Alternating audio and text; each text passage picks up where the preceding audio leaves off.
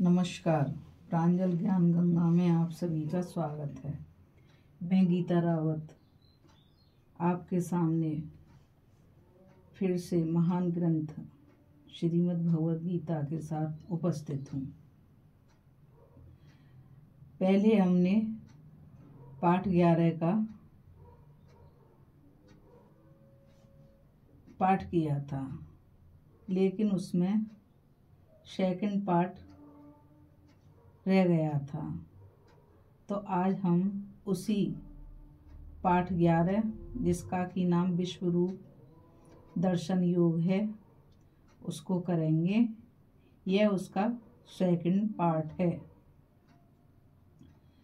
इस अध्याय में हमने पहले बताया था कि भगवान ने अर्जुन को अपना विराट रूप दिखाया था और उस विराट रूप में उन्होंने सारे संसार को समाहित किया था। तो चलिए अब आप और हम इस विश्व रूप दर्शन योग के सेकंड पार्ट को श्रवण तथा मनन करते हैं, जो इस प्रकार है। ओम श्री परमात्मने नमः। 11वां अध्याय। इस प्रकार भगवान के वचन सुनकर अर्जुन बोले, हे भगवान, मेरे पर अनुग्रह करने के लिए परम गोपनीय अध्यात्म विषयक वचन अर्थात उपदेश आपके द्वारा जो कहा गया है, उससे मेरा यह अज्ञान नष्ट हो गया है। क्योंकि हे कमल नेत्र, मैंने भूतों की उत्पत्ति और प्रलय आपसे विस्तार पूर्वक सुने हैं तथा आपका अविनाशी प्रभाव भी सुना है। हे परमेश्वर, आप अपने को जैसा कहते हो यह ठीक वैसा ही है, परंतु हे पुरुषोत्तम, आपके ज्ञान, ऐश्वर्य, शक्ति, बल, वीर्य और तेज युक्त रूप को प्रत्यक्ष देखना चाहता हूँ।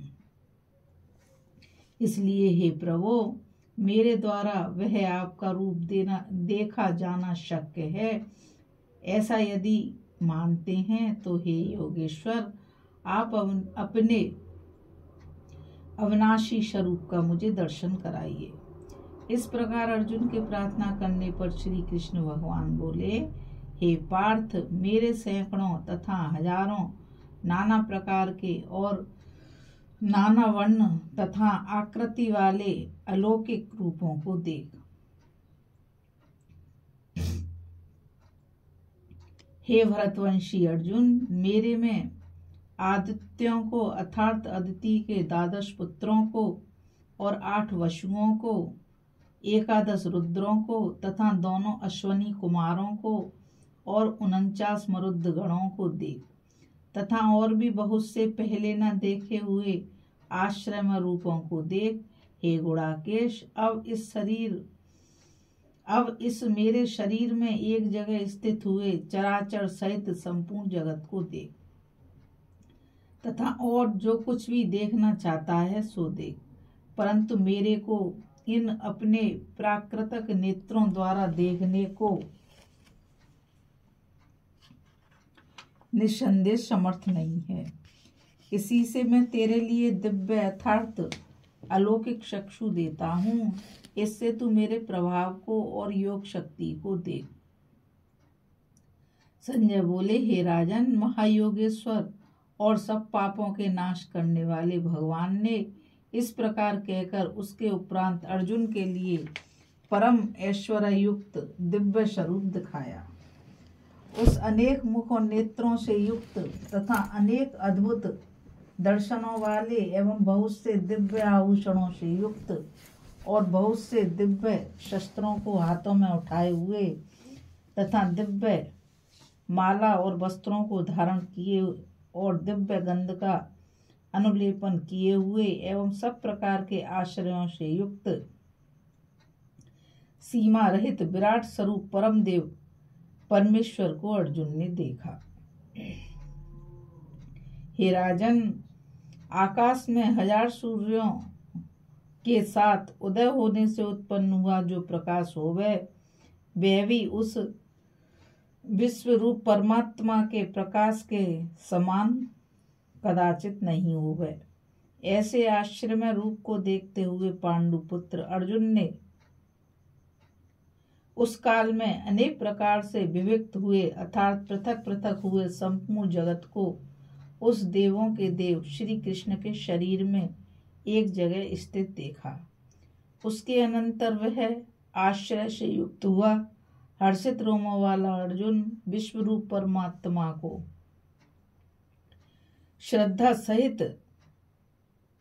श्रद्धा और भक्ति सहित सिर से प्रणाम करके हाथ जोड़े हुए बोला, हे देव, आपके शरीर में संपूर्ण देवों को तथा अनेक भूतों के समुदाय को और कमल के आसन पर बैठे हुए ब्रह्मा को तथा महादेव को और संपूर्ण ऋषियों को तथा दिव्य सर्पों को देखता हूँ।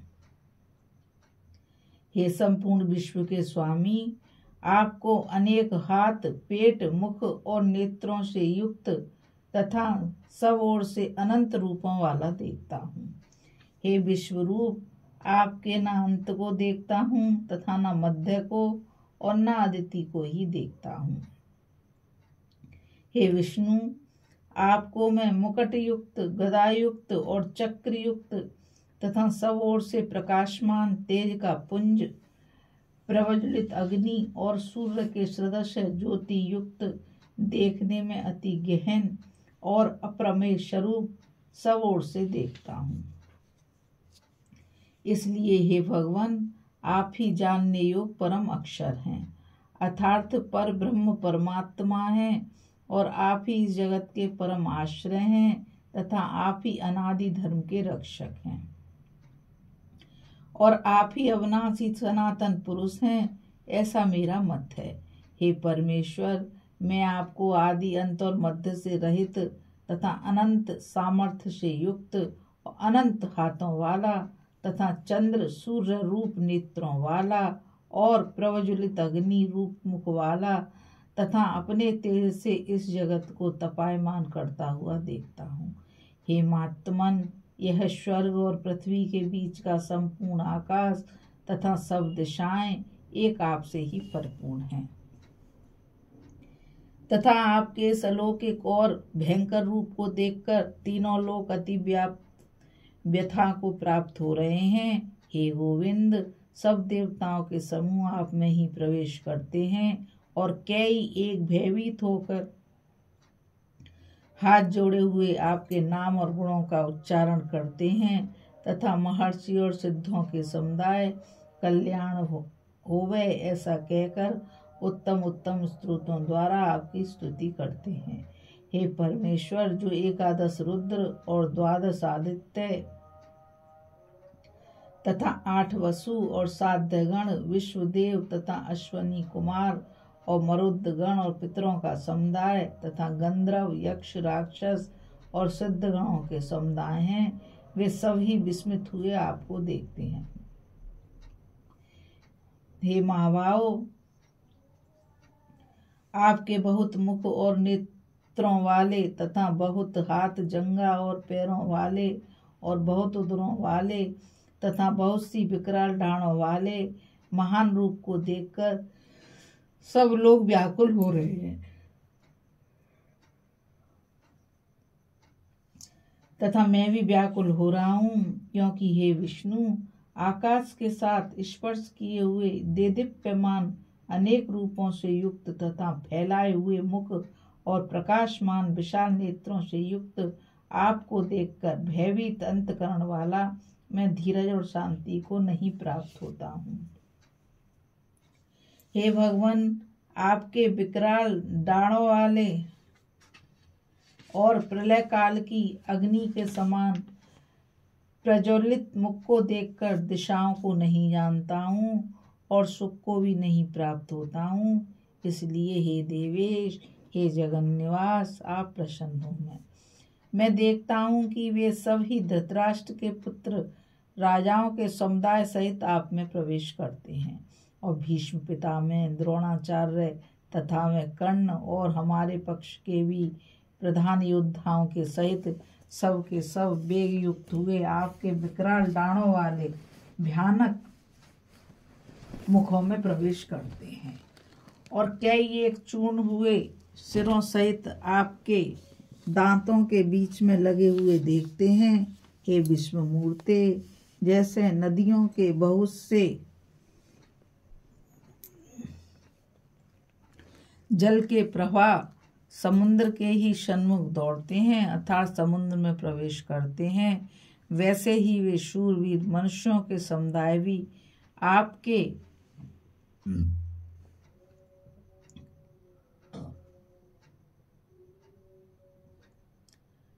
प्रज्वलित हुए मुखों में प्रवेश करते हैं, अथवा जैसे पतंग मोह के वश होकर नष्ट होने के लिए प्रज्वलित अग्नि में अति वेग से युक्त हुए प्रवेश करते हैं, वैसे ही ये सब लोग भी अपने नाश के लिए आपके मुखों में अति वेग से युक्त हुए प्रवेश करते हैं। और आप उन संपूर्ण लोगों को प्रज्वलित मुखों द्वारा ग्रसन करते हुए सब ओर से चाट रहे हैं। हे विष्णु, आपका उग्र प्रकाश संपूर्ण जगत को तेज के द्वारा परिपूर्ण करके तपायमान करता है। हे भगवान, कृपा करके मेरे प्रति कहिए कि आप उग्र रूप वाले कौन हैं। हे देवों में श्रेष्ठ, आपको नमस्कार होवे, आप प्रसन्न होइए। आदि स्वरूप आपको मैं तत्व से जानना चाहता हूँ, क्योंकि आपकी प्रवृत्ति को मैं नहीं जानता। इस प्रकार अर्जुन के पूछने पर श्री कृष्ण भगवान बोले, हे अर्जुन, मैं लोकों का नाश करने वाला बढ़ा हुआ महाकाल हूँ। इस समय इन लोकों को नष्ट करने के लिए प्रवृत्त हुआ हूँ। इसलिए जो प्रतिपक्षियों की सेना में स्थित हुए योद्धा लोग हैं, वे सब तेरे बिना भी नहीं रहेंगे, अर्थात तेरे युद्ध न करने से भी इन सब का नाश हो जाएगा। इससे तू खड़ा हो और यश को प्राप्त कर तथा शत्रुओं को जीतकर धन धान्य से संपन्न राज्य को भोग। और यह सब सूरवीर पहले से ही मेरे द्वारा मारे जा चुके हैं। हे सभ्यसाचिन, तू तो केवल निमित्त मात्र ही हो जा। तथा इन द्रोणाचार्य और भीष्म पितामह तथा जयद्रथ और कर्ण तथा और भी बहुत से मेरे द्वारा मारे हुए शूरवीर योद्धाओं को तू मार और भय मत कर। निस्संदेह तू युद्ध में बैरियों को जीतेगा, इसलिए युद्ध कर।